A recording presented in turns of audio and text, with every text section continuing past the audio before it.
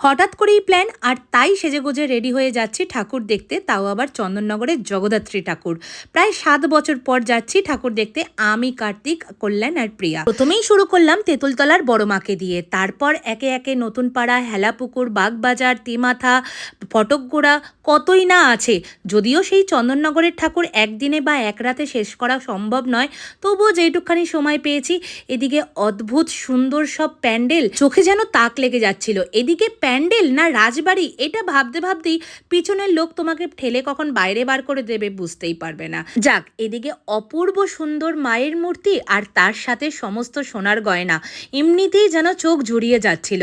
Nursery দিয়ে প্যান্ডেল, হ্যাঁ মানে আমি ভাবছি এই সব মাথায় আসেই বা কিভাবে। হ্যাঁ, ছোট ছোট চারা গাছ দিয়ে একটা গোটা প্যান্ডেলই বানিয়ে ফেলেছে। যাই হোক, জগদ্ধাত্রী ঠাকুরের ফুল ব্লগ ভিডিও কিন্তু আমি অলরেডি আপলোড করেছি চ্যানেলে, লিংক দিয়ে দিলাম, অবশ্যই চেক করো।